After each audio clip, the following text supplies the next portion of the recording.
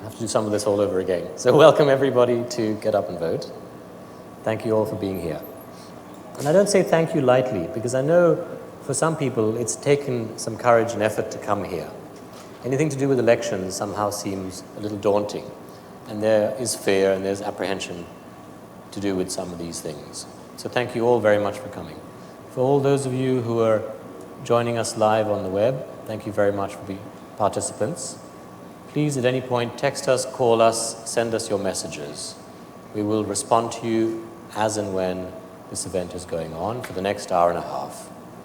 So any views at all, please feel free to tell us what you think, what you want, what you need.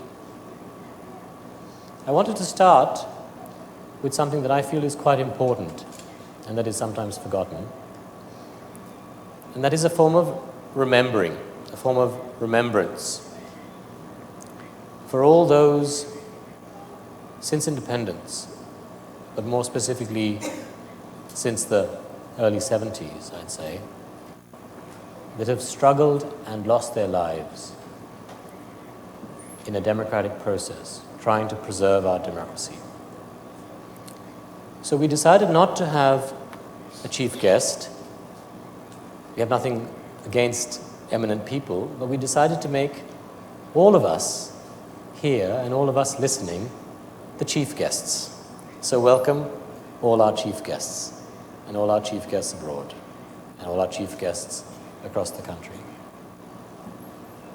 We're going to light the oil lamp in a little while, but I wanted to start with something that I think the vast majority of Sri Lankans, probably 99.9% of Sri Lankans, does, if not on a daily basis, definitely on a weekly basis. If not on a weekly basis, definitely at some point in the month.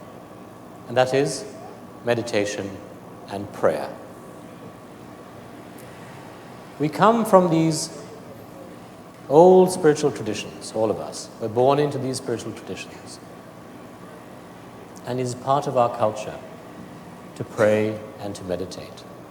So I wanted to start, if you don't mind, with 5 minutes of prayer and meditation, partly in remembrance of all those that have given their lives over the last 40 to 50 years. And all I would suggest during these 4 or 5 minutes is use whatever tradition you come from, whatever prayer or meditation you want to use, from whichever tradition you come from. And we will do this in complete silence. I will personally close my eyes, but you can have your eyes open or your eyes closed. And let us, for a moment, try and come together, let our minds go quiet, let our breathing slow down. Let us come together in remembrance.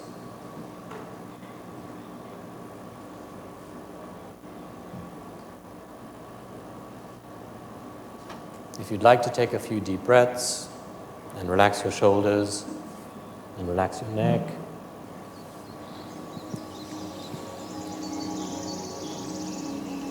and you can repeat whatever mantra or prayer you want to in silence. And we will commit this time, this 5 minutes, to ourselves as individuals, to our families and our communities, and to our nation. We will commit this time to remembering all those that have lost their lives.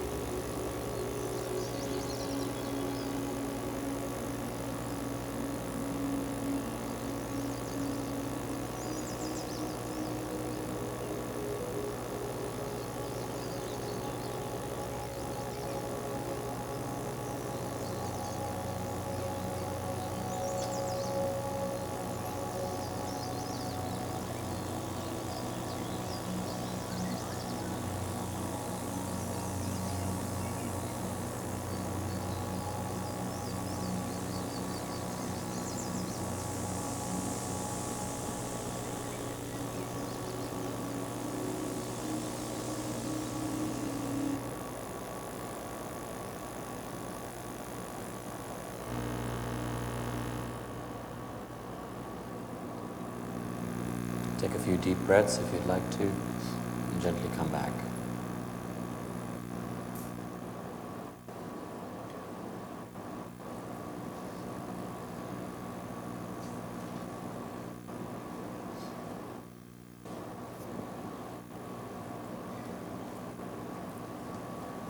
Is Prashant here by any chance? Prashant? Not yet? Okay.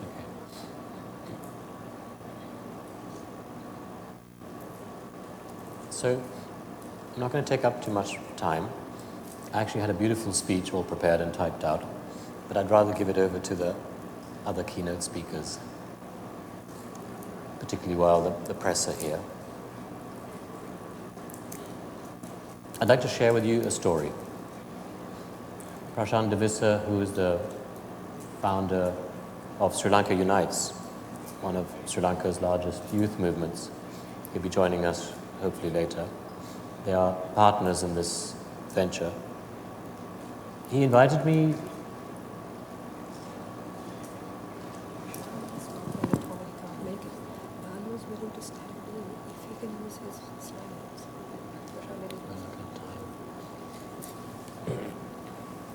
I've just been informed that Prashant unfortunately is not well. He was feeling unwell yesterday and he hasn't recovered yet. So hopefully Prashant's listening in at home and he can send us a message.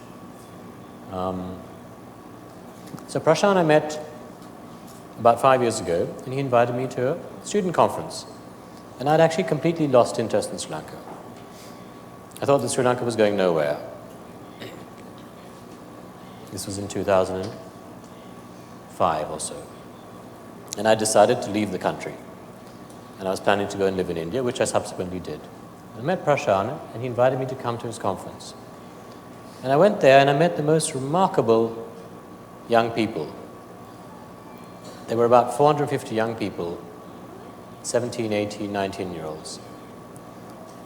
And they have these annual conferences, which they call the Future Leaders Conference, which Prashant and his team have crafted now for 7 years. And listening to these youngsters, I suddenly realized, oh my gosh, there is hope for Sri Lanka.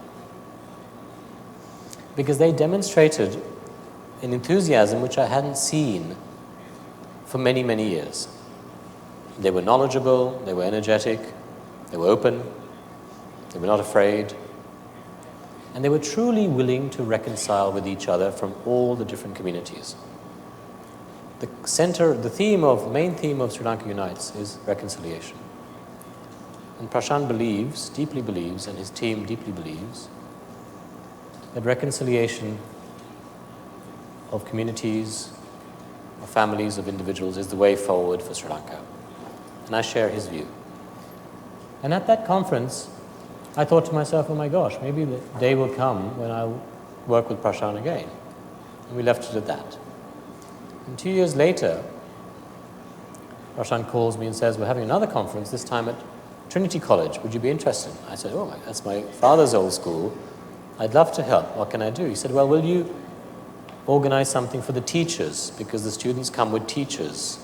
So there were 55 teachers from all districts, roughly half of them male, half of them female, roughly half Tamil, roughly half Sinhala. And we ran a conference for 3 days, which was about reconciliation. Now, I'd never done anything of the sort, so I put together a team of people. We had 8 very brilliant people helping us, some who had experience on reconciliation topics and how to conduct this. But the story I want to tell you is about how one evening we had about an hour before dinner, and I said to them, will you please go, each of you go and speak to 2 other people from the other community. So even if it was somebody from a different religion or ethnic background, go and speak to 2 other people. And then we'll talk about it the next day. And this was about 5 in the evening. We'd just done some very energetic and sweaty team-building exercises. And they went off, and I didn't hear any more from them. The next morning they came back, and this is what they had to say. So there was a lovely Sinhalese lady who was a teacher in Colombo, but I think she was from Gaul originally. And she said she approached this Tamil woman from Jaffna, And she started talking to her. And initially there was a bit of resistance, but because they were all at this conference, she started opening up. And eventually they spoke for nearly 5 or 6 hours. And they hardly wanted to part company. Why? Because in the process, what the Sinhalese lady told us was that she discovered how much this Tamil lady and her family had suffered during the conflict. And this Sinhalese lady, in brief, said, I never knew what had happened to you and your people and your family. I never knew how much you'd suffered and how much you'd lost. And she started to cry. And on seeing this, the lady from Jaffna also started to cry. So there they were, crying away. But what had happened, and this is the point of my message, is that it was not a meeting of minds at that point. It was a meeting of hearts. They had got out of their mind, their thinking mind, and they were connecting at the level of their hearts, at an emotional level. And at an emotional level, they had realized that both of them were just mothers, human beings, first and foremost. And then the Tamil lady started to ask the Sinhalese lady, well, what has happened in your life? And she'd also told her how she had suffered, and she had lost people, even people in the 70s, and in the conflict that we've experienced in the 80s. So these two women started to understand that they had much more in common than their ethnicity or their language or their culture or their religion. And on hearing this, the people in the group all had a tear in their eye. And nearly everybody in this group of 55 people that came from all districts had a similar story to tell. And subsequently, these two ladies went away and committed to staying in touch, committed to traveling to other parts of the country, committed to getting their friends and families involved.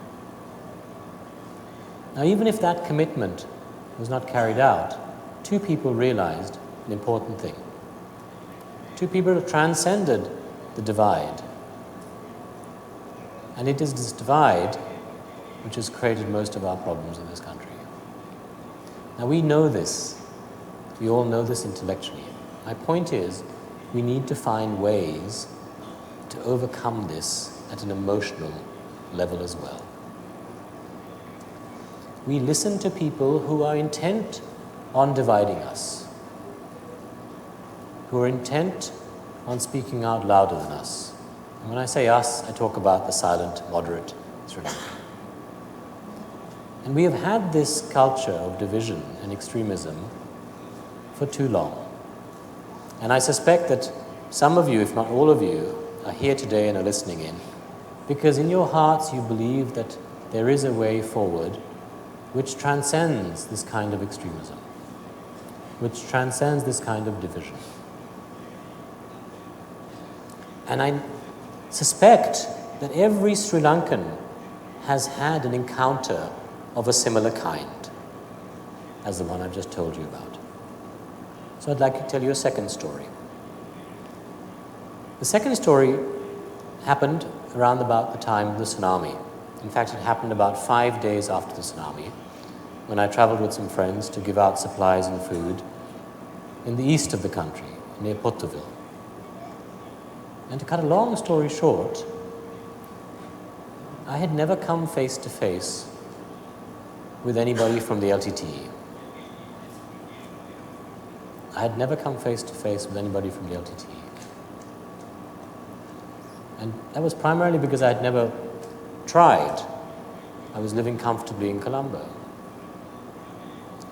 And while giving out various things there, I did come face to face with somebody. And what I realized in that moment, in that temple compound, that there was a soldier, a policeman. There was somebody from the LTTE. There were civilians from different walks of life. There were farmers. There were people from that region in the east. There were people who had come there from Colombo. We were all together in this small compound helping each other. Helping each other at a time when everybody had been affected by nature. Everybody was suffering. And I subsequently heard stories from the army personnel who were escorting us, about how they were helping the LTT and how the LTT cadres were helping them, because all their camps and bases had been affected along the East Coast. And I thought to myself, this is quite amazing, that Mother Nature can hit us like this, and it reduces us back to simply being human beings.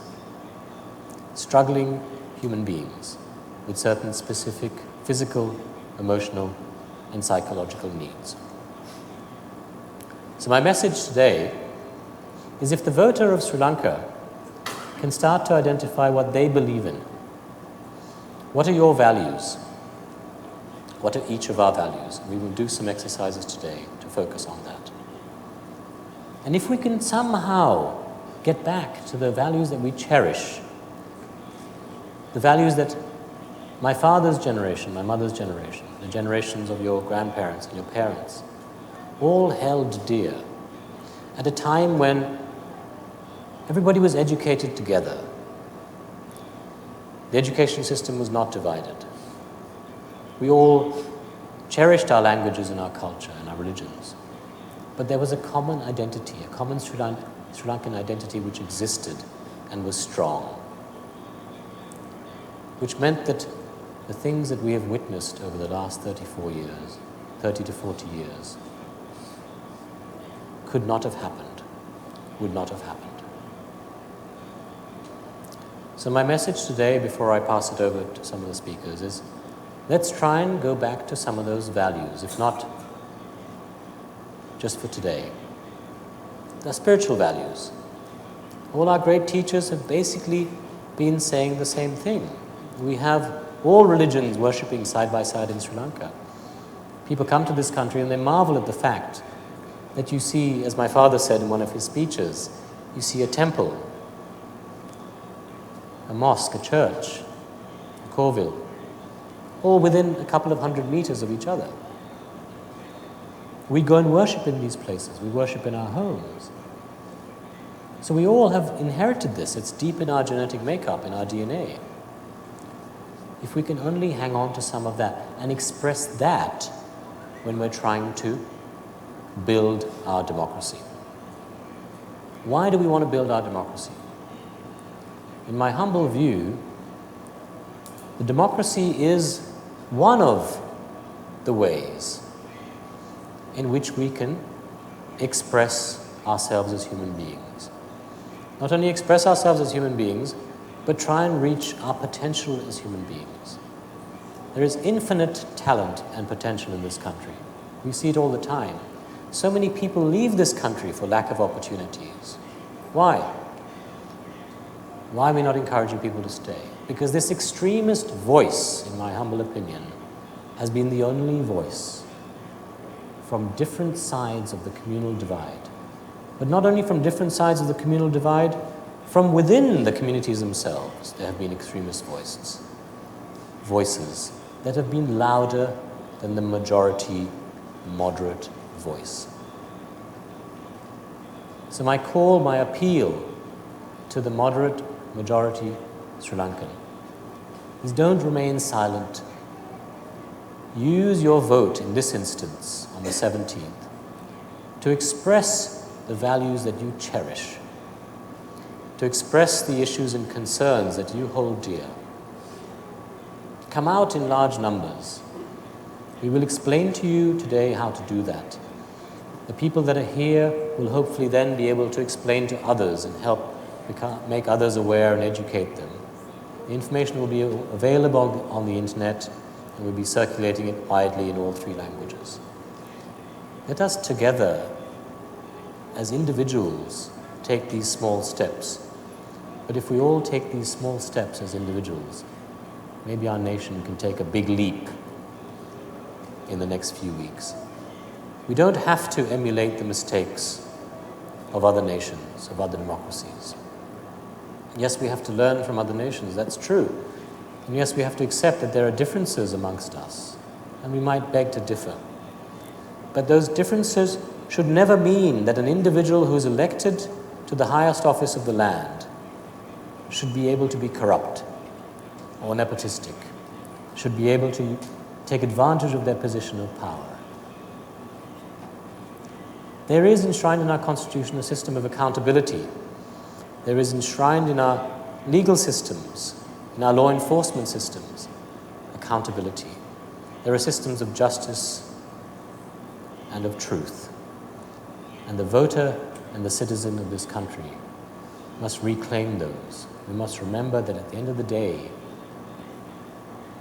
like in other civilizations throughout history, it is the individual that has the power. The elected official, we must never forget, as my father tried to demonstrate, is a public servant. And it is our duty to remind them that. So we should choose people carefully who we will elect on the 17th of August. At this very critical time in our history, we should choose people extremely carefully who represent the values that we cherish. If we are not clear about the values that we want to see in those people, then they will abuse of the privilege. They will abuse of the trust that we place in them. So it is incumbent upon us to first be clear in our own minds and our hearts what we stand for and the kinds of people that we want to be, at the end of the day, the lawmakers of our land. If it is not us who decides it, then at the end of the day, we can't point the finger anymore. We can't blame anybody else anymore except ourselves, the moderate Sri Lankan voter. So once again, thank you very much all for being here today. Thank you for joining in on the webinar. One of our speakers, as I said, is not present, so we'll have 2 more speakers after this, so the webinar will go on till 3:30, and then we'll break and follow the program accordingly. Please try and stay as long as you can. There's going to be a system of participation where any thought or idea or question that comes to your mind, we can put it up on the boards around the room, or you can pass it to the team. And we're going to have a feedback mechanism where we're going to try and get all the views and comments and then sum it up at the end. So it really is interactive. So finally, if just a few hundred people, it might just be a few hundred people, can become not just the agents of change, but the people, the human beings that will carry out this change, maybe we stand a good chance of making this big leap that I talked about in a few weeks. Thank you all for listening. Could I invite, I don't know who's next on the, oh, okay, so my sister's going to take over. Thank you very much. So if you didn't know before, you know now that I'm Ajita Kadirgama, and this is my brother, Ragi Kadirgama. And it might seem a bit strange that we're doing this together and one is presenting the other, but all in all, this is a very special time. This whole week, all of the activities are actually in commemoration of the 10th death anniversary of our father, Lakshman Kadirgama. So it is perhaps fitting that we should be doing this as a family. Let's not waste any more time now. As Ragi said, unfortunately, one of our speakers is not here, so we'll move along with Rohana, shall we? Are you ready? Yes? Yes, so I'd like to introduce Rohana Hettiarachchi, who is the Executive Director of PAFREL, probably an acronym that everyone knows very well because every few years they're busier, let's say, than at other times. Now, you have his bio, so I won't go through all of it, but what I find fascinating is that this is a man who has 20 years of election monitoring experience under his belt. And as you see somewhere there, yes, perhaps you didn't realize when you're asked to show your identity card to cast your vote, he is one of the people who is behind that initiative, as well as establishing the All-Party Operation Unit and bringing together all political parties to endorse the March 12th Declaration, which lists the principal criteria politicians must possess. And that is a topic really that underlies a lot of what we'll be talking about today. So with grateful thanks for taking time off, I'm excited now to present Rohana Hettiarachchi from PAFREL.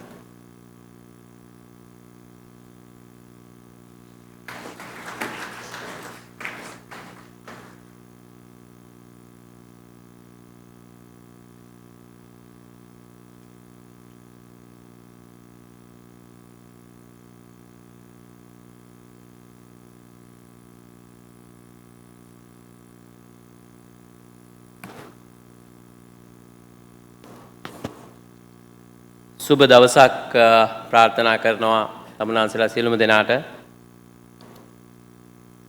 ඒ වගේම ස්තුතිවන්ත වෙනවා කතරගාම trust එකටත් ඒ වගේම මේ සංවිධානය කරන්නට මුල් වුණු කතරගාම පවුලේ සියලුම දෙනාටත් ඒ වගේම මේකට සම්බන්ධ වෙච්ච සෙසු මම හිතනවා බොහෝ තරුණ කොටස් ඒ සඳහා එකතු වෙලා ඉන්නවා. ඒ සියලු දෙනාටම ස්තුතිවන්ත වෙනවා මේ කාලීන අවශ්‍යතාවයක් මේ මැතිවරණය ආරම්භ වෙච්ච මොහොතේ තව සතියක පමණ කාලයක් අපිට තිබෙන්නේ. ඒ නිසා ඒ තීරණාත්මක මොහොතේ මෙවැනි සාකච්ඡාවක් සංවාදයක් ආරම්භ කිරීම පිළිබඳව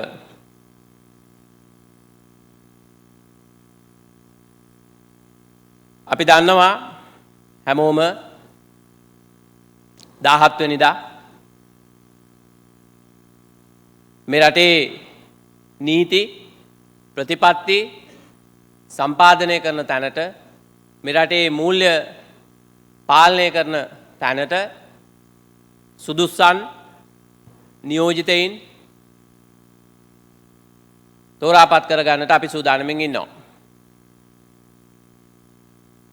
ඒ ක්‍රියාවලියේ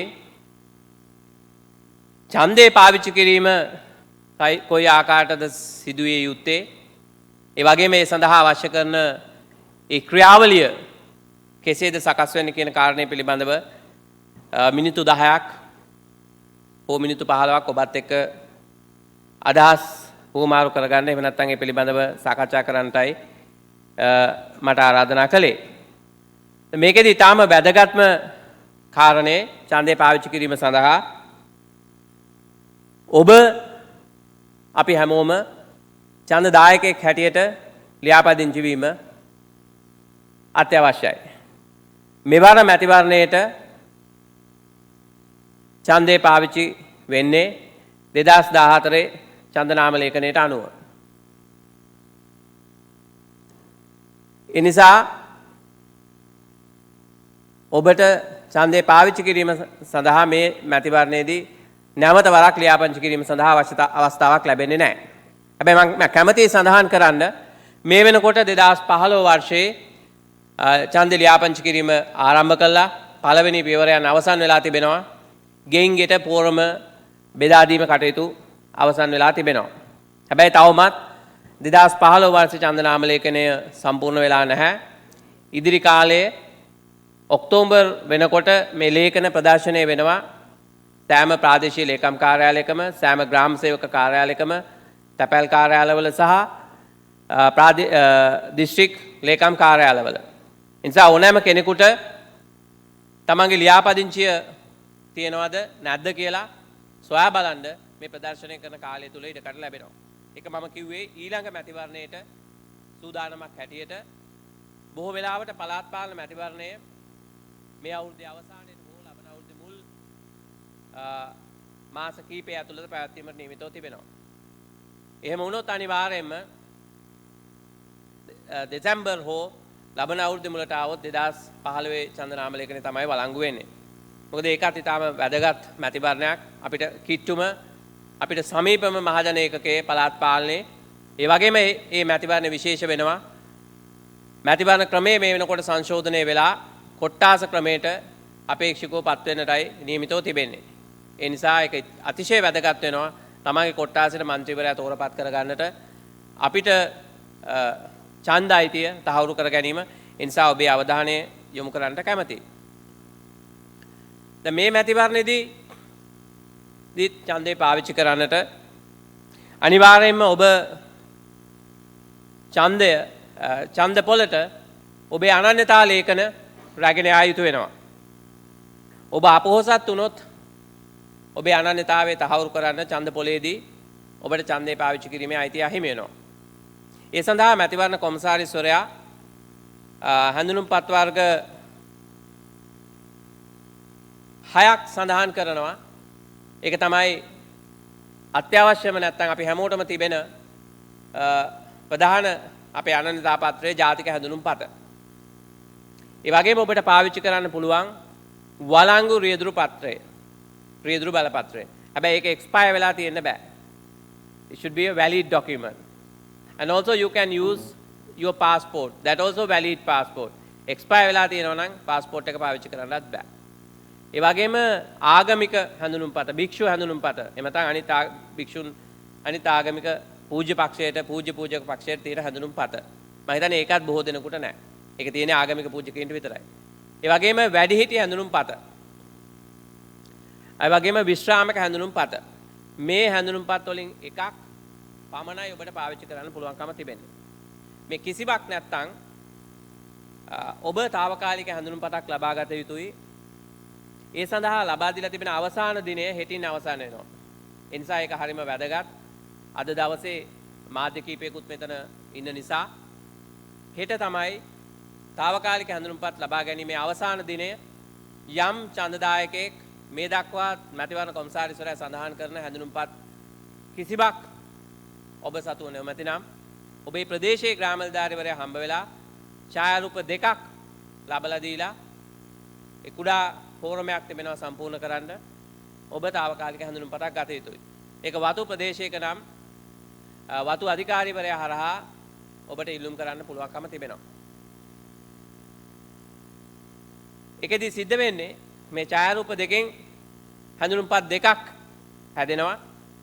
ඒ හැඳුනුම්පත් දෙක ඒක ප්‍රාදේශීය ලේකම් ග්‍රාම නිලධාරී හරහා ප්‍රාදේශීය ලේකම්ටත් එතනින් සහකාර මැතිවරණ කොමසාරිස්වරයා දිස්ත්‍රික්කයේ යොමු වෙනවා. ඉන් අනතුරුව ඒ ඡායාරූප දෙකට හැඳුනුම්පත් දෙකක් සකස් වෙනවා. ඔබ తాවකාලික හැඳුනුම්පතක් රැගෙන ඡන්ද පොළට යනකොට ඒ ඡන්ද මධ්‍යස්ථාන ස්ථානාධිපතිවරයා දන්නවා මේ අහවල් නමින් අපි කිව්වොත් රෝහණ හෙට්ටිආරච්චිට තියෙන తాවකාලික හැඳුනුම්පතක් කියලා.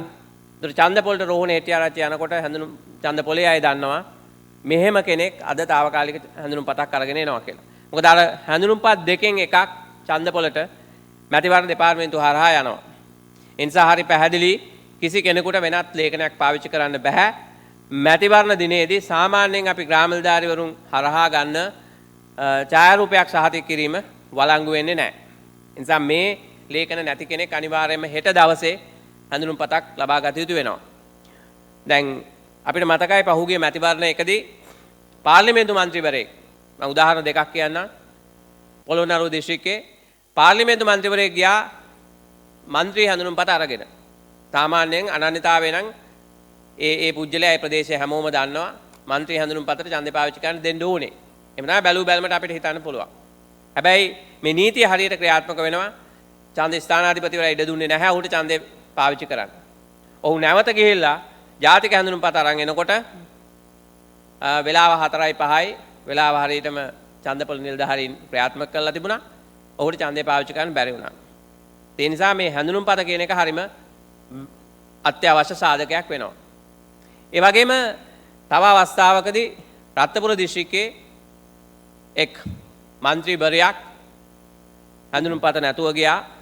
පෝලිං නියෝජිතෙන්ගෙන් ඇහුවා දෙමුද කියලා SPO විරුද්ධ වුණා. ඡන්දපොළ නියෝජිතයෝ කිව්වා නෑ මෙතුමිය හැමෝම දන්නවා අපි දෙමු කියලා.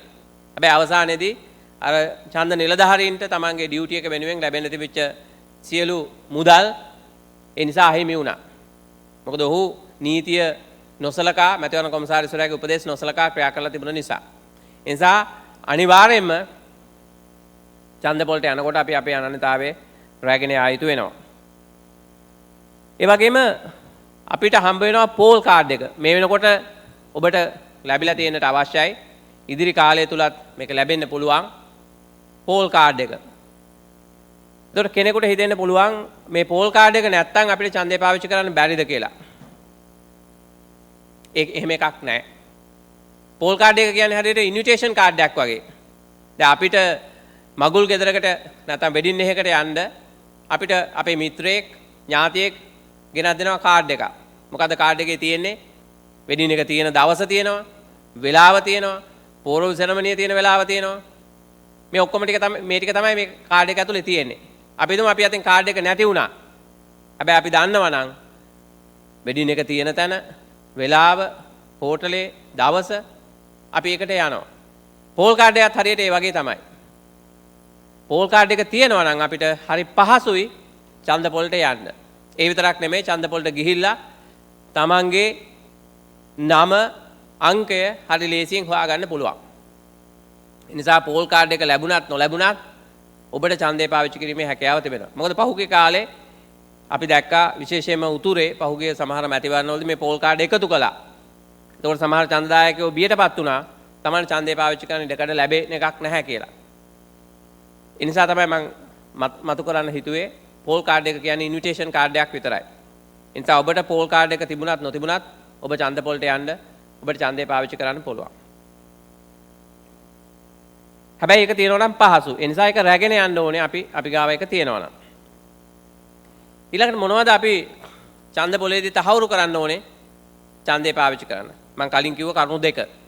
එකක් තමයි ඡන්ද ලේඛනේ ඡන්ද නාම ලේඛනේ ඔබේ නම සඳහන් වෙලා තියෙන්න ඕනේ. දෙවෙනි කාරණේ ඔබ අනන්‍යතාවය තහවුරු කරන්න ඕනේ. මේ දෙක සම්පූර්ණ කරන්න පුළුවන් නම් ඔබට කිසිදු බාධාවක් ඇති වෙන්නේ නැහැ ඡන්ද පොලේදී ඡන්දය පාවිච්චි කරන්න පුළුවන්. සමහරලාට නම වැරදිලා එන්න පුළුවන්. අපිට සමහර වෙලාවට පැමිණිලි එනවා මගේ නම වැරදියට තියෙන්නේ ඡන්ද නාම ලේඛනේ. මට ඡන්දය පාවිච්චි කරන්න පුළුවන්ද? ඔව් පුළුවන්. මගේ ඩෙන්ටි කාඩ් එක නම්බර එක වැරදි. මට ඡන්දය පාවිච්චි කරන්න පුළුවන්ද? ඔව් පුළුවන්.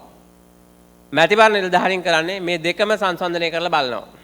නම වැරදි නම් හැඳුනුම්පත් අංකෙත් එක්ක බලනවා.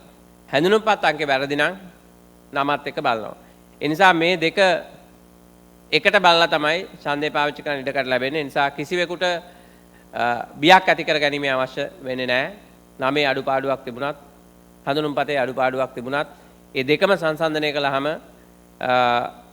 ඔබට ඡන්දය පාවිච්චි කරන්න ඉඩකඩ ලැබෙනවා.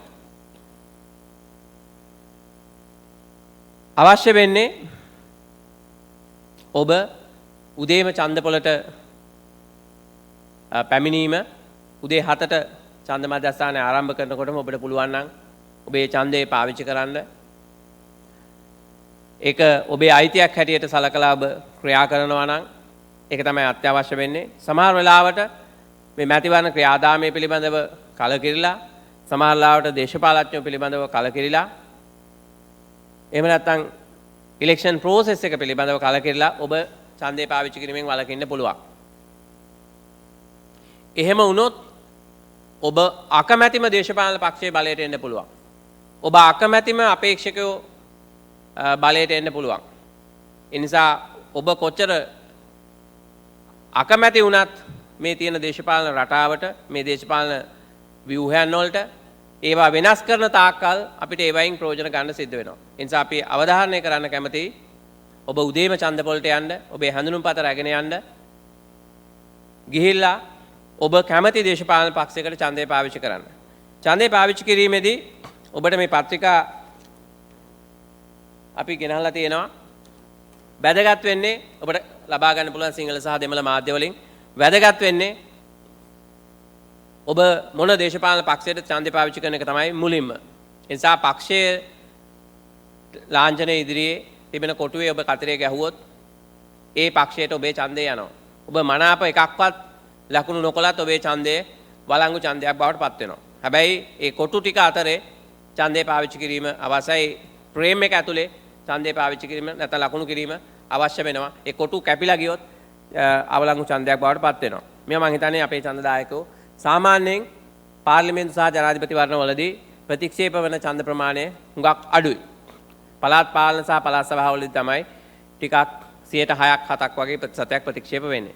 ඊළඟට ඔබට තිබෙනවා මේක ගත්තොත් පෙනෙයි මේ අංක තිබෙනවා පහළට ඒ තමන් ඡන්දය පාවිච්චි කරන පක්ෂයට අනුව පහළ තියෙන අංකයක් උඩින් තමන්ගේ කතරේ සටහන් කළාම ඒ අංකයේ හිමි ඒ පක්ෂයේ අපේක්ෂකයට ඡන්දය යනවා. ඉතින් අපි අවධාරණයෙන් ඉල්ලා හිටින්න කැමතියි. මම හිතන්නේ මේ සම්බන්ධයෙන් මේ තෝරා ගැනීම පිළිබඳව ආචාර්ය ජහන් පෙර මහත්මයා කතා කරන්න නියමිත නිසා මම ඒ ගැන කතා කරන්න වැඩි යන්නේ නැහැ. නමුත් ඊටාම වැදගත් වෙන්නේ ඔබ මොන දේශපාලන පක්ෂයට ඡන්දය පාවිච්චි කළත් මේ රටේ නීති සම්පාදනය කරන්න, ප්‍රතිපත්ති සම්පාදනය කරන්න, මූල්‍ය පාලනය කරන්න මේවට දැනුම, හැකියාව, අවබෝධයේ පරිචය තියෙන මිනිස්සු තමයි අපි තෝරලා යවන්නට ඕනේ. මේක මගුල් ගෙදරට එනවට මල ගෙදරට ඇවිල්ලා ඔබත් එක්ක පැයක් කමාරක් ගත කරලා යනවට ඔබේ පාර හදලා දුන්නට මේ දවස්වල හුඟක් වෙලාවට අපිට පැමිණිලි 100කට වැඩි ඇවිල්ලා තියෙනවා. අල්ලස් දීම් පිළිබඳව අදත් අපිට හම්බ වුණා හෝමගම් ප්‍රදේශයේ ඇස් කණ්ණාඩි ප්‍රදර්ශනයක් මේ නොමිලේ ලබා දීමක් පිළිබඳව එක්තරා අපේක්ෂකෙක්. මේවට ඔබ ඡන්දය නොදිය යුතුයි. ඒකට ඡන්දය දෙන්න ප්‍රාදේශීය සභාවට පළාත් සභාවට යන අපේක්ෂකයින්ට පාර්ලිමේන්තුවට යන්න ඕනේ නීති හදන්න ප්‍රතිපත්ති හදන්න දැනුම අවබෝධය තියෙන අය.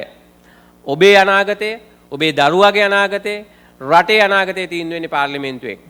ඒ නිසා ඒ අනාගතය තීන්දුව කරන්න පුළුවන් කෙනෙක් තමයි පාර්ලිමේන්තුවට යා යුත්තේ. ඒ වගේම මේ බඩු බෙදන සංවර්ධන ක්‍රියාවලිය ඒවා සම්බන්ධයෙන් ප්‍රතිපත්ති හදන්න තමයි පාර්ලිමේන්තුවට යන්නට ඕනේ. දැන් අද වෙන්නේ මේ ප්‍රතිපත්ති හදන්න ඕන අය ඒ ප්‍රතිපත්ති හදනවා වෙනුවට අර වගේ ක්‍රියාදාමයන් හරහා සම්පත් බෙදීම් හරහා මහජනතාව ඒකරාශි කරගන්න හදනවා. ග්‍රහණය කරගන්න හදනවා. පාර්ලිමේන්තුවේ ප්‍රමුඛ කාර්යභාරය අද බැහැරට ගිහිල්ලා තියෙනවා. සම්පත් බෙදීම කියන කාර්යයට පාර්ලිමේන්තු මන්ත්‍රීවරු යොමු වෙලා තිබෙනවා. ඒ නිසා මේ තත්ත්වය වෙනස් කරන්න ඔබට ස්වර්ණමය අවස්ථාවක් ලැබෙනවා අගෝස්තු 17 වෙනිදාට. ඒ නිසා පාර්ලිමේන්තුවේ ඒ ප්‍රමුඛ කාර්යභාර කරන්න පුළුවන් පිරිසක් තෝරාපත් කරගන්න කියලා ඉල්ලා සිටිනවා. අවසාන වශයෙන් ප්‍රශ්න තිබුණොත් අපිට මම හිතන්නේ සාකච්ඡා වාරයේදී කතා කරන්න හැකියාව තිබෙනවා. බොහොම ස්තුතියි.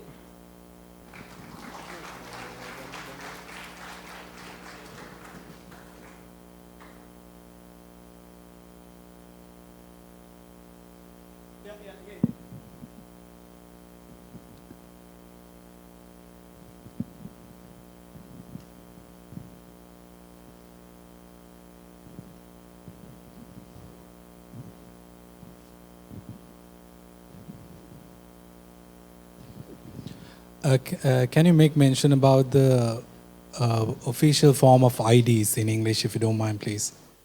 Yes, you can use, I think all of us do have many of us do have the national identification card, the driving license, then again the valid driving license. Some driving licenses are expired, right?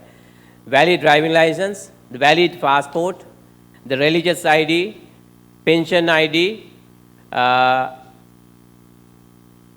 driving license, passport, pension ID, I will tell you again. National ID, valid passport, driving license, religious ID, and also the pension ID. If you don't have any kind of identification card, you have to obtain the temporary ID cards. Tomorrow will be the last date.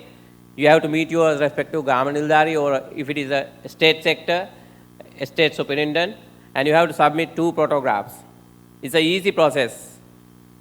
So you have to get your temporary ID.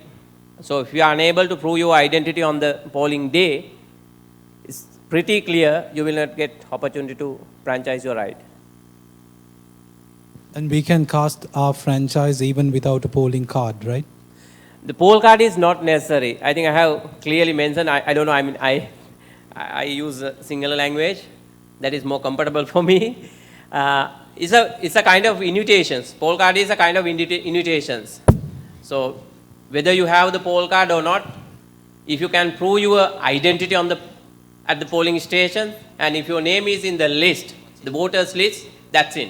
We need 2 of our team on either side. Poll card is just a kind of invitations. It is easy for you to find your polling place and also the number. Without that, you can do that. Yes. Okay, one person is. Sure? If your name is not in the list, I'm sorry. You can't. 18? But it's too late. But I wish to tell you, this is the good time to register yourself for next year.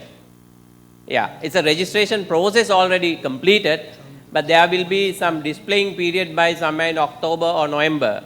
So far it's not clear, but within that period you can visit your Gramanildari's office and you can check whether your name is in the list. And also you can use your, I think the elections commissioners do have his website.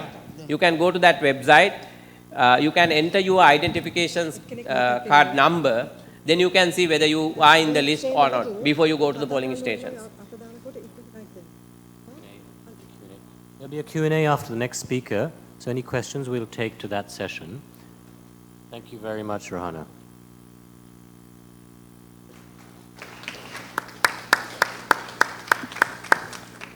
Just to remind you, there's some little bits of paper that are being handed out. If you have a question, idea, or comment, please fill it in and then pin it on the boards at the back. And we will collate all the questions after each session. So I'd like to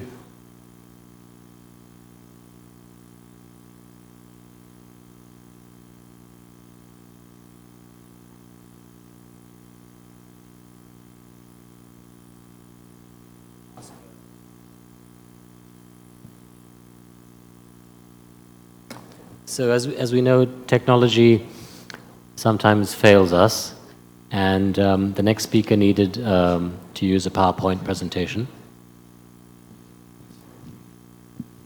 So yes. So I'd like to instead change the program. Bear with us as we go along. This is kind of part of the democratic process where things go wrong, so we have to find solutions, quick fix. We have to convince the public that it's the right thing. If you feel it's the wrong thing, you have the right to say, no, I don't want this. I'll try and incorporate your view. I said try because sometimes it's not possible. So I'd like to invite a dear friend of mine, Dr. Pakisoti Saravanamuthu, to take the next segment. Thank you very much.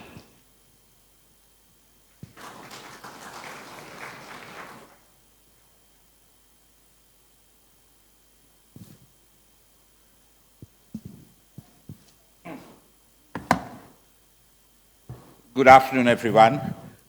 Thank you, Ajita, thank you, Ragi, for giving me the opportunity to talk about the importance of the vote, the power of the vote in the context of this general election.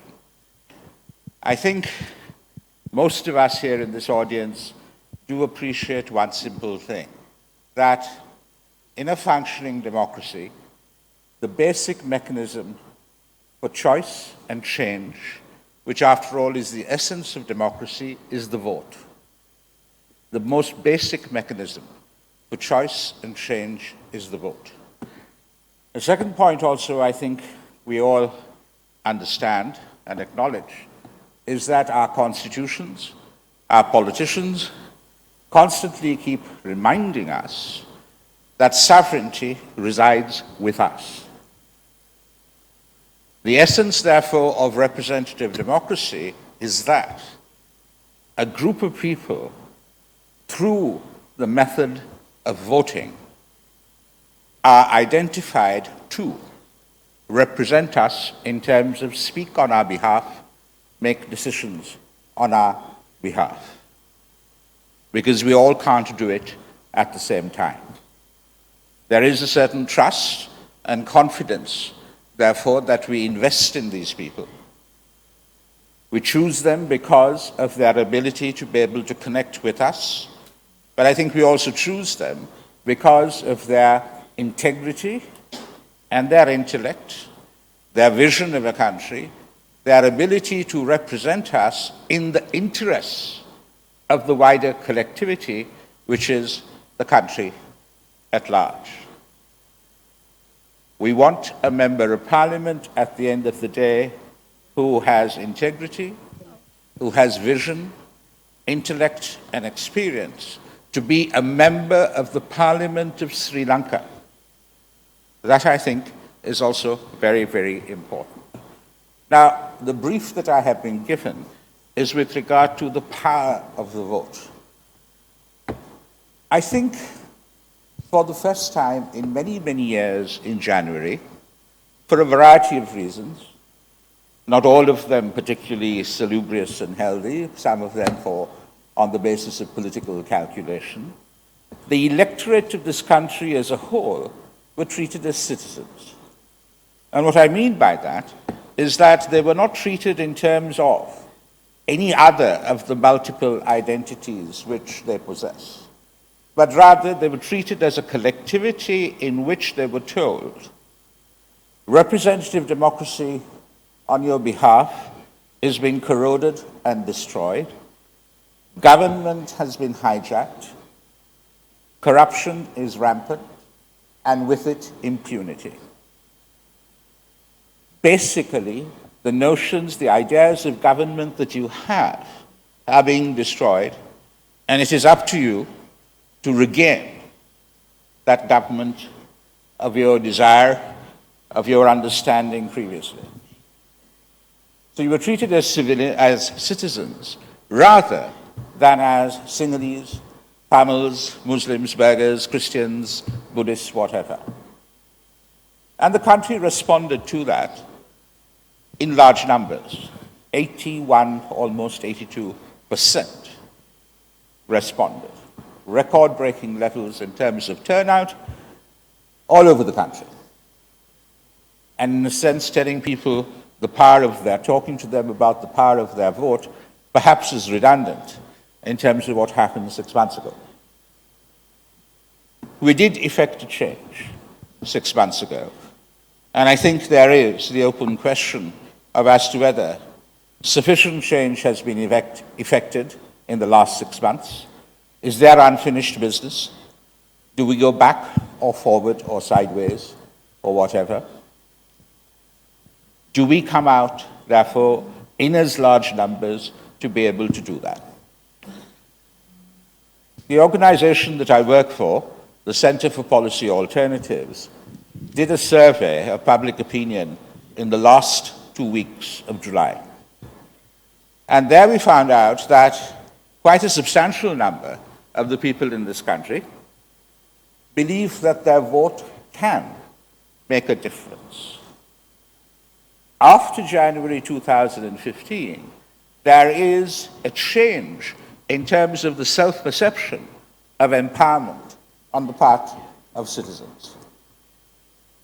But at the same time, there is also concern that once they act, what comes thereafter may disappoint and therefore lead, apart from complacency on the part of some, to a skepticism and indeed a cynicism.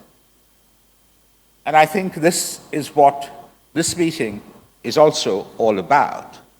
The simple message that at the end of the day, the power of our vote has to be complemented, reinforced and buttressed by our eternal vigilance as citizens of this country as far as governance and government is concerned. Rohana was talking about the polling card as a wedding invitation almost. Quite often, I think, in this country, we treat the ballot paper like as if we go buy a ticket to the theater of the absurd. We sit in the audience. We all have our views about what transpires on stage. We go away and talk about it and do nothing. And if we are lucky, we get a chance within the next 5 years or in 5 years' time. And that's the whole point, is that the power of the vote does not mean in any way that the voter can treat themselves as part of the audience. They are stakeholders. They are actors, literally and metaphorically, in the drama and in the theater of government and governance. You have to be eternally vigilant. I think it was Montesquieu, the famous philosopher from France, who said that there is nothing more dangerous to the health of a democracy than the apathy of its citizens. And that is what, therefore, the power of the vote is all about.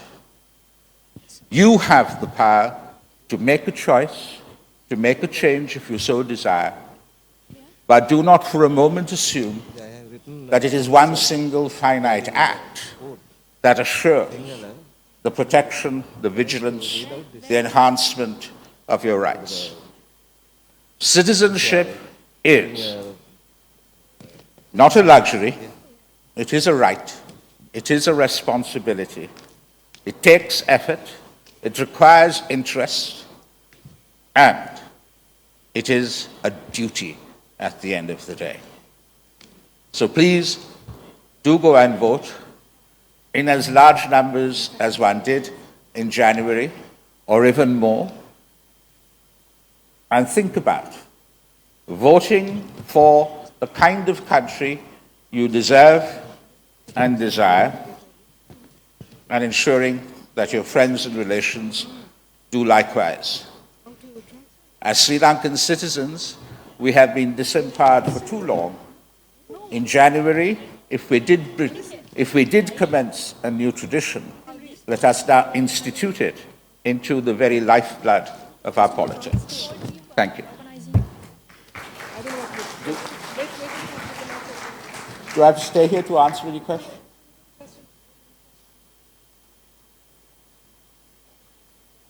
Yes, anyone have a question for? No?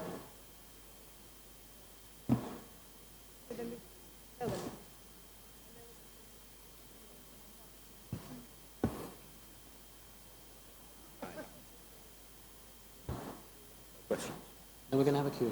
So we're going to actually have a Q&A now, which is going to be a discussion. So I'd like to invite Sarah, Lal, could you come up for the Q&A? And I'd like to invite, please sit wherever you'd like.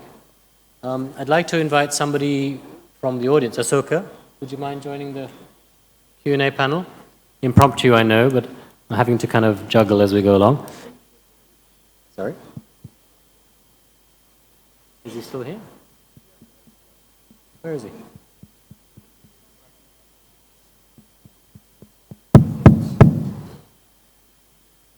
Rohana, are you still here?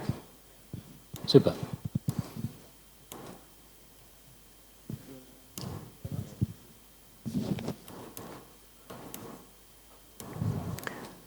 So here's where I'd like to have a different kind of participation. Would anybody like from the audience who feels they have something specific to contribute, who feels they're knowledgeable in any one of the fields that's been presented, would you like to join the Q&A panel? Anybody at all? Young or old, it doesn't matter. Please, don't be shy. You don't have to say anything, you could just be up here and maybe I'll ask you to say something. But otherwise you don't have to feel shy about it. No? Okay, so we'll kick off.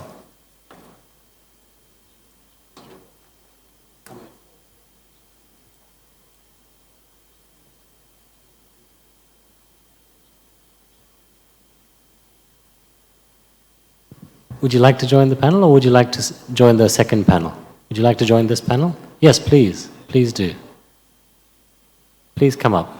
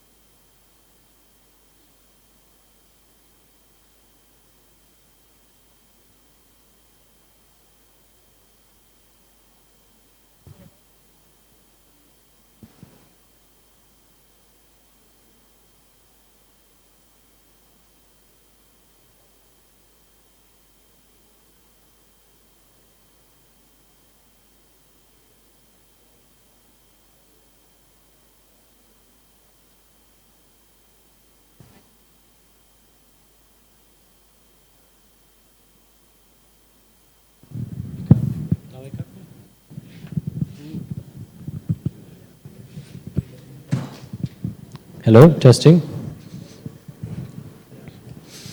So we have 2 mics. Yeah, 1, 2. Yeah. You have 3 down there.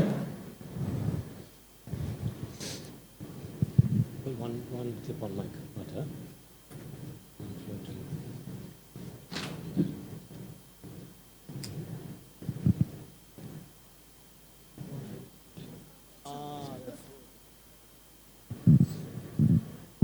we just have to pass the mics. Sure.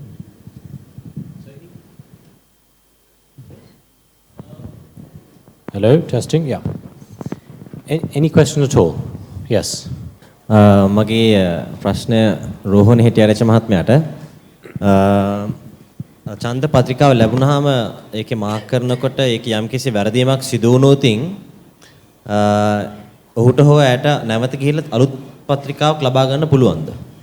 නෑ හරිම පැහැදිලි කිසිදු ආකාරයකට එවැනි ඉඩක් නැහැ. ඔබ අතින් වැරද්දක් වුණොත් ඒක ඔබට විඳ දරා ගන්න වෙනවා. ඒ නිසා හරිම ප්‍රවේශම් වෙන්න අවශ්‍යයි. ඡන්දේ පාවිච්චි කරද්දී ඒ දීලා තියෙන කොටුව තුල සලකුණු කිරීම යම් මේ ආකාරයකින් කොටුවෙන් පිටට ඉර ගියොත් අනිවාර්යයෙන් මේ අවලංගු ඡන්දයක් බවට පත් වෙනවා. And also I wish to add one more point that those who are in abroad, even though they are coming on the same day, on the elections day, if you have your valid passport, you can go and you can vote on your specific polling stations. Because on the list, there may be some sign, but if you prove that you came on the same day or just one day before the elections, still you can vote. But your parents or your colleagues, they has to register your name on the list.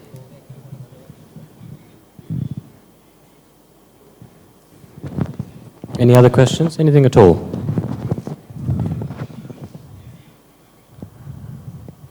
Okay, here's a question. If one is not going to be in the country for the elections, how to vote? You get the question? If one is not in the country at the time of the elections, how can we vote? Somebody who's not in the country? In the country, how can they vote? No, overseas voting, I think there's no system in the country, unfortunately. Elections Commissioner is very keen on that, but unfortunately, not only the overseas voting, those who are in the, just take an example, the doctors, the nurses, who are not engaged the elections day official activity, but they will not get a chance to vote. And prisoners who are in the remand prisons, they will not get a chance to vote. But there are some countries like even in Afghanistan, even the prisoners will get that opportunity. So there is a system called mobile voting. But unfortunately here, we don't have it.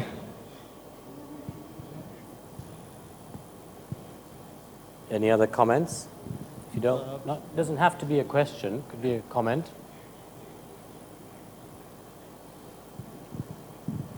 Yes. We've all been advocates of change. Like on January 8th, we all had a say in it, and it worked. I guess we were opposed to the corruption and a lot of things that were happening in the previous regime. And it's been happening again, as in repeatedly, over and over again. Although there are people defending them, it's been happening over and there's so many allegations.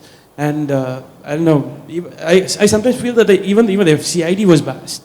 So the thing is, in order to prevent this keep happening continually, we need to take some sort of steps. We need to vote based on policies and obviously we've all been working for accountability, right? So I think there should be something more that we need to vote for.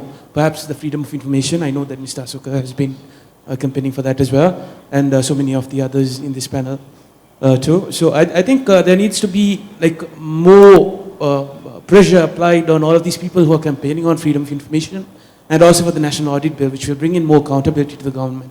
I think we need to vote based on policies rather than parties. What do you think? Would anybody like to comment on that?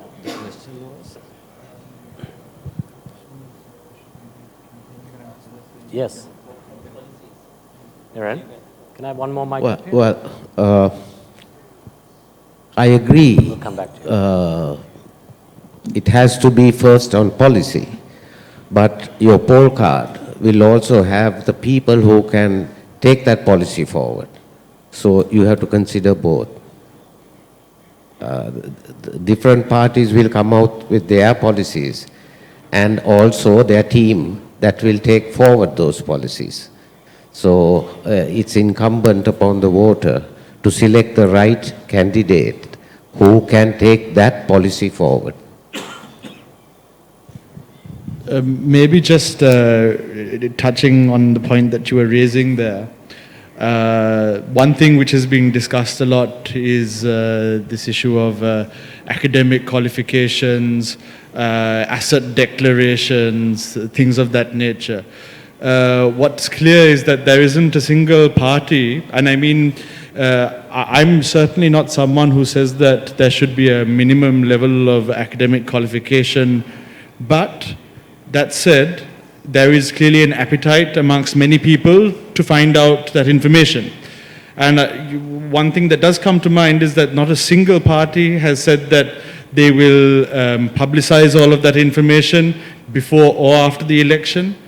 Let's say even with the declaration of assets and liabilities, what we found and what we at mantri.lk have been able to also show is that you can request declarations of assets and liabilities, but then the secrecy provisions in that legislation completely go against the spirit of that legislation. So there's no one speaking about how maybe policies that they advocate will really push forward and ensure greater transparency on things like that. So maybe there is an opportunity for even in the coming week for people to advocate on policies like that, so that people like yourself may be convinced. That's a good point. We still have how many days before the elections? 1 week. 1 week. So even in this 1 week, all of us here, all of us who are listening, and the people you speak to, you can have some influence. Just because the people we're electing say that this is what they want and they represent, it doesn't mean we have to allow them to do that. So what's being suggested is you still have time to influence what they're standing for. And if you don't like what they're standing for, then you vote for somebody else who you do like what they're standing for. So the issue you brought up is an important one, but at this juncture, we might not have everything that we want right now, but it's this process of the public, the voter, saying, actually, no, this is what I stand for. These are my values, these are my principles, these are my ideas. It's not clear? Not getting the translation. I mean, mic. Sorry. So that's what is also being talked about. Would anybody like to respond to, I think, Rienzi, you'd like to respond to this comment, this question? Well, having listened to him, I can imagine the urge or the necessity the young people have now in this situation for next Monday. But having listened to that young gentleman, shouldn't we see at this stage, what are we going to get after the 17th? In the light of that, the civil society groups like yours, as well as so many others, I had a thing called Campaign for Clean and Competent Candidates. Shouldn't we at this point of time try to get a commitment from the main party leaders that they will introduce to the ministries the corporate style or the listed company style of management, where there will be monitoring committees from outside. Today I saw this morning the Prime Minister has said that he is going to appoint monitoring committees among the MPs. We don't want another COPE, or we don't want the monitoring committees from the MPs. He was probably interested in involving everybody to give them some additional allowances and maybe perks. That is not what society wants. Can I interrupt? We've made a promise to our sponsors. Yes. Not to talk about individual politicians or policies or parties. I'm not individual. That's sorry. okay. Yeah. But my point is, we must realize every 5 years we have been listening to these stories from the people. Are we going to continue to listen to these stories 5 years later by somebody else? That is why, ladies and gentlemen, young people, we have to demand something as some results, delivery of what has been promised. The only way to ensure only way to ensure delivery will be to ensure that every minister who has been appointed by the head of the government, whoever it may be, is monitored by an outside committee of civil society groups. There are specialists with proven track records in every field, agriculture, education, health. Shouldn't we at this point try to get a commitment from the leaders? Okay, once you come to power, please, can you get the ministers to perform and those to be monitored by outside group, independent but with legal status? That will at least ensure, if we hopefully get our efforts, last few months go through, at least we should have 50% of good people in the new parliament. Yes, very good Hopefully. point. Thank you. At least we should get. Yes. This is the first time in society, I can tell you from 1970, I have been in public life. I've gone through elections, so I have no interest in active politics. I have been deeply interested in politics, not politics. Having said that, I feel this environment is completely different to all the previous elections. I'm happy to say that. Having said that, are we going to stop on the 17th and go our own way? I don't think we should. Can I come back to that in a minute? Yes, thank That's you. a very important point. Before we take the next question, just 1 minute. Can I ask each of you gentlemen, it's a shame we don't have a lady up here, we'll have to rectify that next time.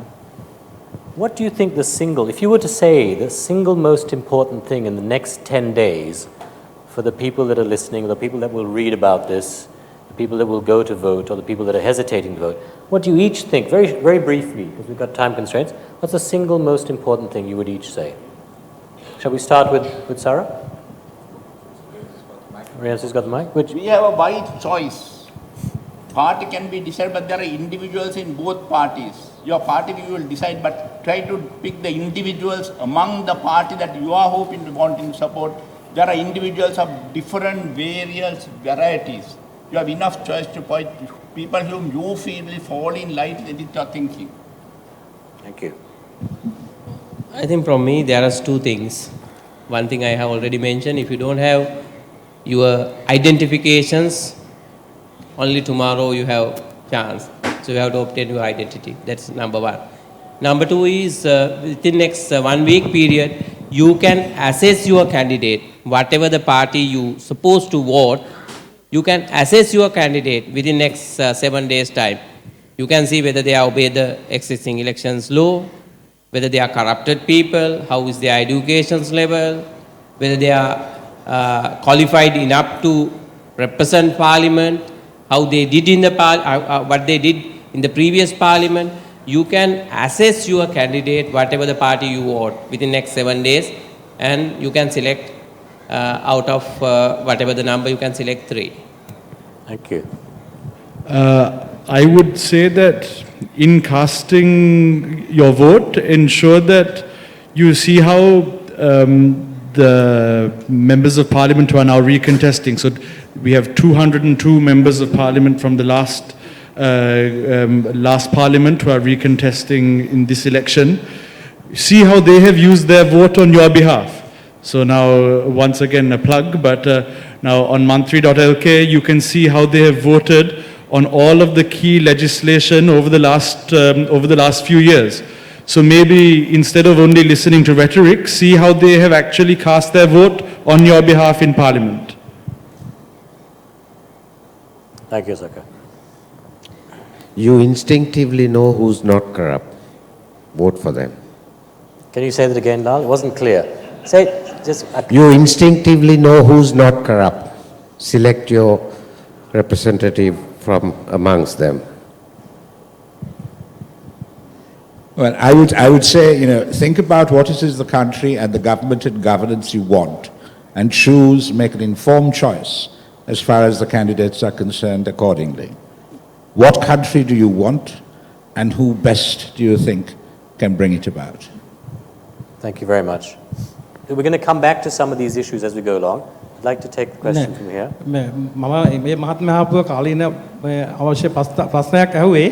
ඒකට විසඳුම් දෙන්න ගියාම අපි මේකේ ස්වාධීන ආයතනයක් මේක ඡන්දේ පටනාම අඟවන්න තමයි මෙතන උත්සාහ කරන්නේ පක්ෂයක් ભેදයක් නැතුව ඒ පැත්තට පොඩ්ඩක් ගියා මම ඒකයි පොඩ්ඩක් කතා කරන්න බැලුවේ දැන් ඒක ආපහු අනිත් පැත්තට ආවා ස්වාධීන වෙන්න ඕනේ කියන එක මගේ මතය මෙතන අපි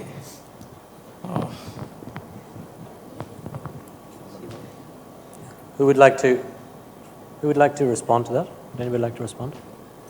No? Okay. Is it possible at this juncture to give a profile of all the MPs so that we know whom to vote?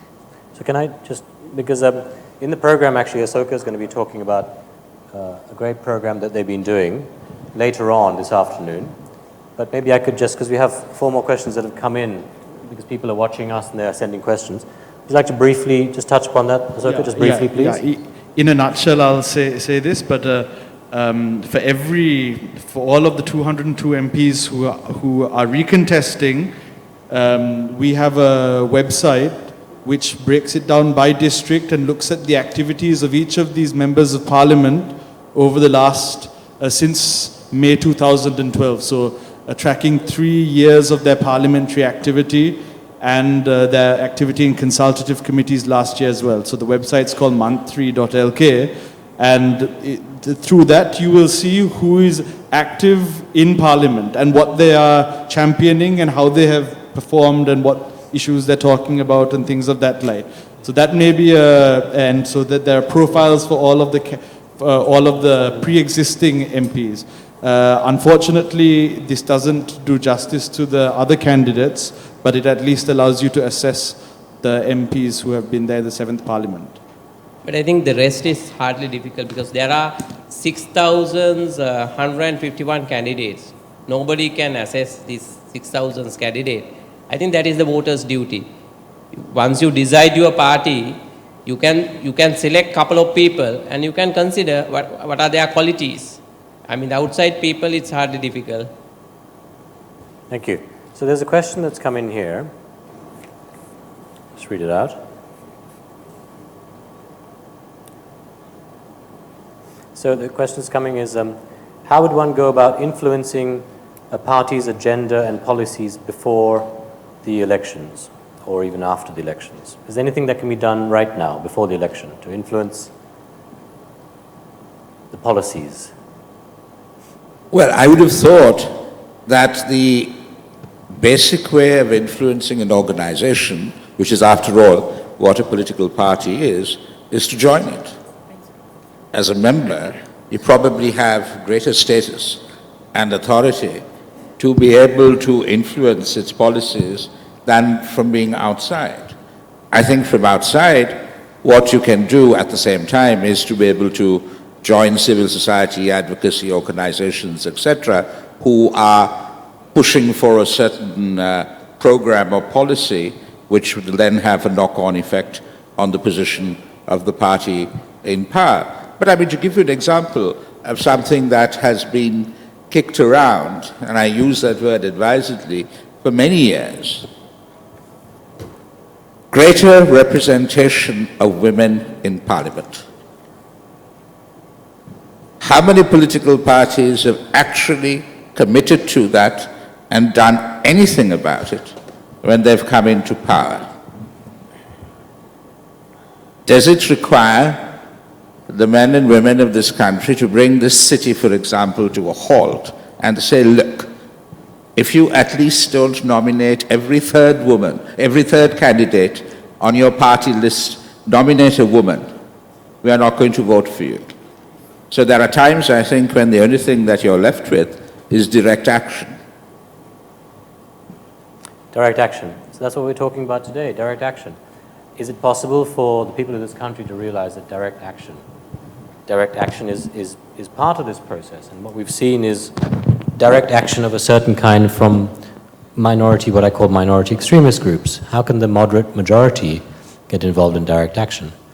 Maybe that's something we can debate further. Thank you. So here's another question, and this is a poignant question. It's a powerful question, but I'm going to read it out anyway. How can we eradicate dictatorship in this country? How can we eradicate dictatorship in this country? Would anybody like to comment on that? Lal?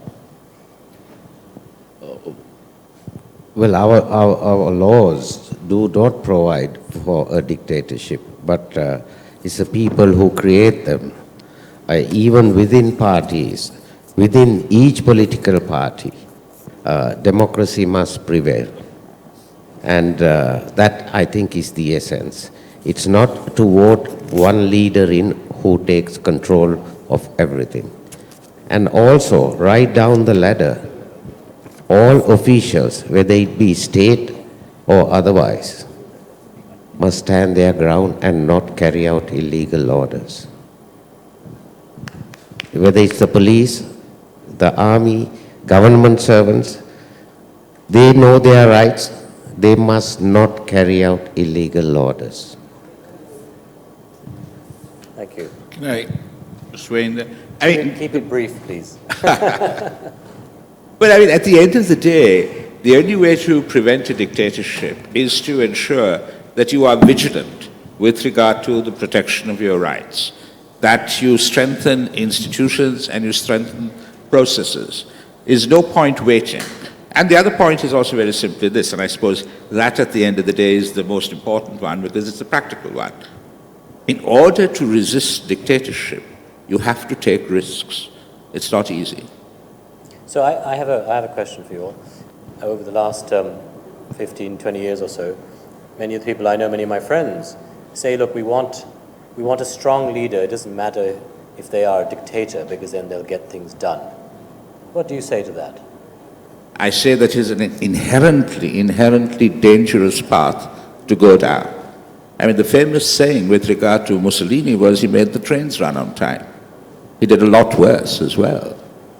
A strong leader is someone who is not going to brook any kind of dissent, who assumes that they know everything, and they will operate with sheer impunity and arbitrariness. No, that's not what we want.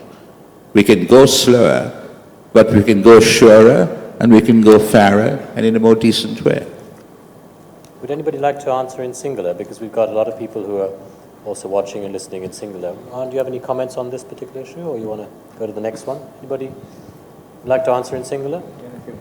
Yes, please. A leader as well as a strong speaker. Because behavior in parliament, last two parliaments, left a lot of room for, especially with the older people who are ashamed that if young people are looking at the arrogance and the way they spent the whole night dancing and drinking inside the parliament. The speaker should have sent the whole lot out the following sitting. Never happened. So either the next government should let a strong leader who can implement discipline within parliament. මම උත්සාහ කරන්නම් අර ප්‍රශ්නෙට උත්තරයක් දෙන්න සිංහලෙන්. ප්‍රජාතන්ත්‍රවාද යහපාලනයක් පීඨවන්න යනවා නම් රැක ගන්න යනවා නම් තහවුරු කරන්න යනවා නම් අපේ කැපවීම අත්‍යවශ්‍යයි. අපිට තමයි ඒ වගකීම අන්තිමට අපිට තමයි ඒ වගකීම තියෙන්නේ. අපි ඡන්ද දීලා ආණ්ඩුවක් පත් කරනකොට අපිට දැනගන්න ඕනේ ඒ ආණ්ඩුව නිරීක්ෂණය කරන්න ඕනේ. වැරදි විදියට ගියොත් අපි කෙලින් හිටගෙන කියන්න ඕනේ ඒගොල්ලන්ට. බයක් නැතුව කියන්න ඕනේ ඒක කරන්න බෑ කියලා. ඉතින් ඒ වගකීම භයානකයි. අන්තිමට හිතනකොට භයානකයි. හැබැයි ප්‍රජාතන්ත්‍රවාදී සමාජයක් ආණ්ඩුවක් යහපාලනයක් පිහිටවන්න බෑ ඒ කැපවීම නැතුව. ඒක අත්‍යවශ්‍යයි. එක වචනකින් මම හිතන්නේ ඒකට උත්තරයක් දුන්නොත් අපි ඔබට කියන්නේ ඡන්දදායකව නොවි පුරවැසියෝ වෙන්න කියලා. අපි ඡන්දදායකව නොවි පුරවැසියෝ බවට පත් වුණොත් කාටවත් ඒකාධිපතියෝ හැටියට හැසිරෙන්න බෑ. ප්‍රශ්නේ තියෙන්නේ අපේ ඉතිහාසයේ පුරාවටම අපි ඡන්දය දීලා ඡන්දදායකව හැටියට එතනින් නැවතිලා තියෙනවා. ඉන් පස්සේ පුරවැසි කාර්යභාරය සිටිසන් රෝල් එක අපි කරන්නේ නැහැ. ඒ නිසා ඉස්සරහට මේ එකතු ශක්තිමත් වුණොත් කාටවත් ඒකාධිපති විදියට හැසිරෙන්න බෑ. So I just want to say for people who are listening in, if we don't have time to cover your question in this session, we will cover it in the next session. I hope you'll bear with us because I'm trying to continue a trend of thought which is developing here. So this question comes in about how do we stop racism campaigns, in particular racist campaigns? What can this country do? And the person goes on to say people have no ethnic or religious differences, but politicians are creating all this and dividing people for their political advantage. What can we do to resolve this problem in our country? Would anybody like to comment on that? There exists at the moment in the law of the land certain provisions which can be used against what is commonly referred to as hate speech. And so what is required in the first instance is a commitment from the forces of law and authority to actually implement the law as it exists. There may be shortcomings as well in the law that exists, and therefore there has to be pressure to change them and strengthen them. Thirdly, what I think is again the most important one is that demonstrable action by peaceful, non-violent, demonstrable action by citizens to show politicians who perpetrate this kind of hate speech, etc., is at the end of the day the most telling and the most effective. I mean, when we did have this in this country, where at a particularly high level, it was very sad. There was only a handful of citizens who actually came out against it. And I think that's a lesson that we need to learn, that the moment it raises its ugly head again, we need to come out and say enough is enough. Yes, thank you. Anybody like to comment on that before we move on to the next question? Yes, please. Is there a mic? Is there a mic there? Take this. Niren? Can you? Thanks.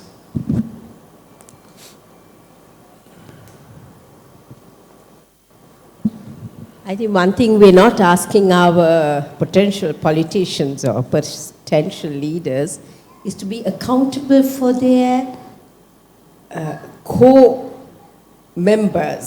For example, if any one of their people make a hate speech or someone who is supporting them, I think it is something we should ask them not to be ignoring a comment such as that and to make it shown that they are against it. Actually, Rani, you make a very interesting point. I mean, in the recent general election in Britain, for example, there was a UKIP candidate who had a Tory candidate against him who happened to be of Sri Lankan origin and eventually got elected to the House of Commons. And this man was so horrendously racist that he turned around and said that if this particular individual got elected and eventually became Prime Minister, he would do some unspeakable things to him. And the United Kingdom Independence Party, UKIP, seen as the most racially extreme parties, sacked him as a candidate. I would love to see a situation, indeed, where there is sufficient intra-party democracy within political parties in this country where the leadership will have to, absolutely have to, sack or suspend a candidate who comes out with sentiments of that nature. Yes. You know, but it then goes back to that whole thing. To make political parties more democratic and sensitive, absolutely right, they need more democratic and sensitive members. I'm going to have to keep moving on. I'm going to extend it for another 5 minutes just so we can conclude this interesting session. Sorry. Yes. Yeah, addressing the same point about the communal votes. Can I ask you to keep it very, very short, not to make statements, just to make questions, please? We can carry it on to the next session otherwise. Thanks a lot. Sure, go ahead. Just a few lines. Well, it began actually after just before the Donmo Constitution, when the Hindus started going against voting against democracy, because the British always had a system where communities were represented, the constitutions that we had before the Soviet Constitution. That's what I'm talking about. So, and it continued from then, as in when community-based voting, it prevailed right since then, and there's been a lot of community issues, even post-independence, that's what I'm talking about. And even lately now it has been carried forward, and most of the people now, they vote based on communities. But there's one particular community that has not ever come into the forefront and campaign based on their communities. And it is by far the smallest recognized community in Sri Lanka, which is the Christians basically. Like Ranil Wickremesinghe, Mahinda Rajapaksa, I don't know, all of them, I think they belong to an ethnic minority that, does not campaign based on a particular community. They appeal only to the masses. I think that is the way forward. So what we that agreed, is why they're coming. Sorry, what we agreed to do, and this is something we all have to agree to do, is we're not going to mention names of certain people. Please respect that, because we've pledged that to... So can I just interrupt you? We can carry this to the next session, because I've got another few... I promise I'll carry it to the next session. No problem. I just want to read out the questions that have been coming in, so you get a sense of what's happening here, because I think it's quite a powerful process, which we're not, unfortunately, going to have time to go into in as much detail as we'd like to. So I just want to read out a couple of these questions and ask then our panelists to say a brief concluding remark. You'll have about 30 seconds each, so you can prepare yourselves. 30 seconds each. So here are the questions, and you can answer these randomly or give a general statement. How do we ensure that at least a few scientific, literate candidates end up representing the country? I really wanted to vote at the last election, but on the election day itself, my instincts got the best of me, and I lazed off at home. So how do I actually get motivated to get up and vote? That's a fantastic question. Thank you, whoever asked that. During the election campaign, a number of political parties give the social aids and are trying to get votes. In other words, they're giving various incentives to people to try and get votes.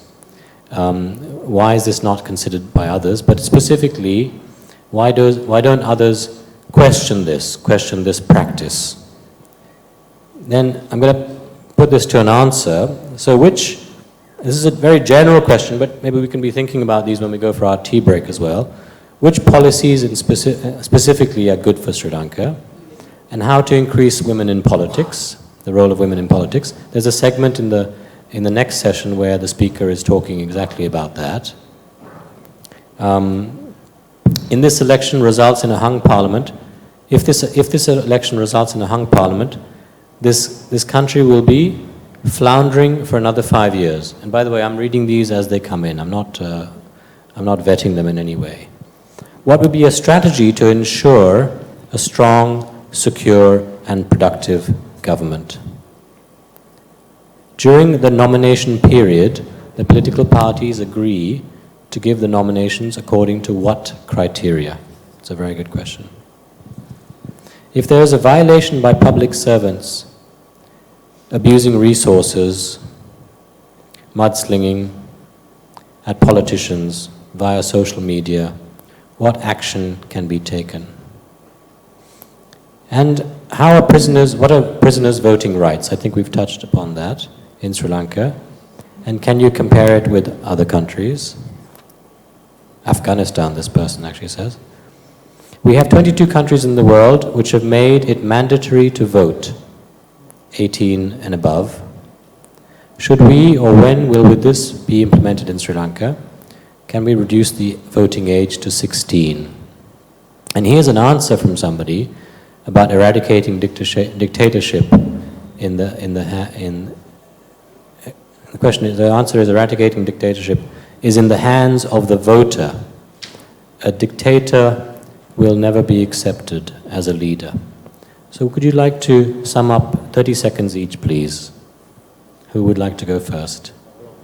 Whatever you want to say, if you want to address a particular issue or say something personal, you've all been selected because you're doing good work on this field, so feel free to say whatever you want. So maybe on two of those points. The first point is regarding how you ensure people, I think when they spoke about scientific and things, I'm guessing what they're speaking about is the fact that people... Educated people, well-rounded. Yeah, so I mean, we'll see how the national list allocations work, but the national list is extremely important in that regard, but what's also going to be important is to see whether any party will pledge that they will only appoint members of parliament from within the national lists that they've put forward. Now, Rohana may be able to touch on this a little further, but it ends up being a big bartering around and people come in and out. So it will be interesting to see whether there's a commitment by any party to stick to candidates within the national lists that they have submitted, and whether they will even stick to the order as well. Okay, thank you. There was a question that the person did not vote last time, and what would motivate. I think everybody here must take that message out when you go back and get people to go out and vote. If you're not a part of Sri Lanka, you cannot grumble later on. It's important that everyone uses their vote. Yeah, can I just also add, I mean, out of all the questions, that was the one that seemed to be the most deeply disturbing, quite frankly. Because if you're waiting for someone else to give you the inspiration to go out and vote, you seem to be very disconnected and isolated from the society. Look for that inspiration within in terms of what do you want for this society. This is a unique opportunity to go and do something about it. Just to add to that, we all know, we are sensing that the people won't change and change for the better. And to get that, you must vote. Yes, you must vote. That's the basic message. Even if you're feeling lazy, try and pull yourself out of bed. We'll be doing some good exercises for you in a minute so that you get more energy. And I'll teach you how to do that at home. So 30 seconds, please. Rohana, I know it's tough. Let's sum it up. Message to the people if you want, whatever. Yeah, What's I it? think, 30 seconds. I wish to suggest you need to question your politicians, whatever the level. It's a local level, provincial or a parliamentary level. In your future, you need to question them. And also, some of you raised that misuse of the government resources. Yes, there are a lot. So if you inform us, or if you inform your respective district elections commissioner, they will take immediate actions on that. So in this election, there are a lot of control mechanisms, so you can do that. Yes, and we've seen that, haven't we? We've seen instances where that is happening this time around. Exactly. Taking action. We have reported more than 100 cases now. And most of the cases we intervened, we were able to stop that. But it's still going on. But as a citizen, that's what I'm telling, that don't be a voter, be a citizen. If you are a citizen, you will raise this. And I am fully endorse this voting rights at the age of 16. There are countries we do have the 16 years voting rights. In the past, even though you have right to vote at your 18s, but it was in practically 20 or above, because the process take more than 1 year. But the present elections commissioner, within the same year, now he has a system to register yourself. So if you start at least 16, you will get your voting at 17. And thank you, Rana. Okay. Yes. Yes, let us get up and vote, but continue the pressure through the civil society groups like yours and mine to make sure that they have delivery, accountability and discipline after the 17th as well as now. So thank you. That brings us on to this last point, which I'm going to take for today. It's about accountability. So somebody's asking basically, once we've elected these people to represent us, is there any mechanism to take immediate action to make them accountable?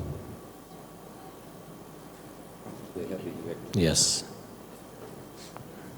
Well, I think, and I think the media plays a very important role here as well, because the one thing that we notice is that very frequently politicians continuously set the agenda on what is discussed. So sometimes it's important to also have a memory. So also looking at the pledges which have been made in the past, or the utterances which have been made 2 years ago. But we both know, we all know that even though we say these things, it doesn't happen in practice. No, but so in practice, what this person's asking as a citizen of this country, what can they or other groups do to make their elected members accountable? Okay, so for example, it can happen. It's just that people don't do it, and how it can happen is this. So now, for instance, and I hate to continuously refer back to mantri.lk here, but now we track out and say you want to find out what a given MP has said on education 2 years ago and what he has said today. You can read what he said 2 years ago and what he said today. Is it still consistent? Is he now saying something which is logically inconsistent with what he has said before? Now, I know that political talk shows are using this information and holding MPs accountable in this very way. It's important that more and more journalists and others start using these sorts of tools. Yes, thank you. What about, apart from that form of accountability, if somebody's voted in and then they start to behave in a certain way, can we make them accountable after that? Accountability covers a large area, yes. not only on the promises made. But I think the general conduct of your MPs must be monitored, as they said, as Mr. Hettiarachchi said, after you vote, right up to the last day or till the next election. So also if the voter is made aware that your representative has not performed, but if in the larger context there are certain aspects, if they step out, which are illegal, which may come under the Criminal Procedure Code, which may come under the Bribery Act, well, there is a mechanism. Yes, thank you. Just 30 seconds. 30 seconds. There's a possibility of strong possibility of a new constitution coming up after in the new election. There will be a new constitution coming up. What we've got a small independent group with the right of recall. These people have committed, if they don't perform in the way that they have promised, they will be recalled. If that can be introduced as a broad clause in the new constitution, because we know that for 4.5 years we can't do anything with the new parliament. So we may have to, as civil society groups, look at a possibility of how we can enforce what we are trying to tell here. If you fail, please get back, give up your seat. If we can introduce that to the constitution, it will be a good idea. Thank you very much. As a summary, I think what's being said is the information is available. There are many groups that have already been working for decades. A lot of it has been thought out already. Now there are new initiatives which give you the information on who's going to Parliament and what they're doing in Parliament, and Asoka will be covering that later. The consensus seems to be it's also up to the voter to take that responsibility and that power that they have enshrined in the Constitution and now start to use that power. In other words, individual citizens of this country and collectively millions of people have the power to decide who is going to be in Parliament. So what's being said is choose the right people based on what you want. Choose candidates based on what you want. That's the general message. So I'd like to conclude. Sorry. Yes, 5 seconds, Rana. You can engage with us. I think you may heard about the March 12 movement. It's the larger group, various stakeholders. So we have a program called Citizens Activation for Transforming the Political Culture. It's a bigger concept. So in next 10 years period, hopefully we will focus on that. So you can engage with that, whatever your capacity. Thank you. Sorry, Ragi, can I ask an administrative question on voting? So if one person has actually applied and registered to the Grama Nildari, Grama Seva Nildari, and hasn't received the polling card, what can he or she do about that? If you got your polling card, haven't received the polling card. No issue. But before you go to the polling station, you can check whether your name is registered or not. You can go to the Elections Commissioner's website. You can just type your ID card number. Then you will see whether you have registered or not. So if you are registered, whether you have poll card or not, you can go. You can go and vote. You have to prove your identity. That's it. And if you are not registered? I'm sorry, no way. But still you have time to register for next year. Yes. The next local elections. So this is I think somewhere in September, you better visit your Grama Nildari or a divisional secretary's office. There is a list displaying by the elections department. So you can check whether your name is in the list. If not, you can appeal. So if you're not registered, it's too late, basically. This elections is too late. Okay.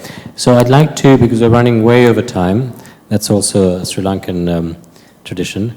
But I think it's been very informative. Thank you all for contributing and for taking part in this. And thank you so much for all the questions, not only from in here, but from outside. Many of these questions have come from people who are watching us. So I'd like to say at this point goodbye to our participants who are watching via the web. We're going to try and get this up after the break so that we continue the live webinar. If you want to keep calling in and watching, we're going to go hopefully throughout the whole day, but we've got to sort out some technical issues. And I'll pass you over now to Ajita, who'll Housekeeping announcements, Housekeeping, as they yes. say. Thank Once you very again, much. maybe a round of applause for our panelists. Thank you for your time and sharing your thoughts with us. And so a well-deserved tea break now.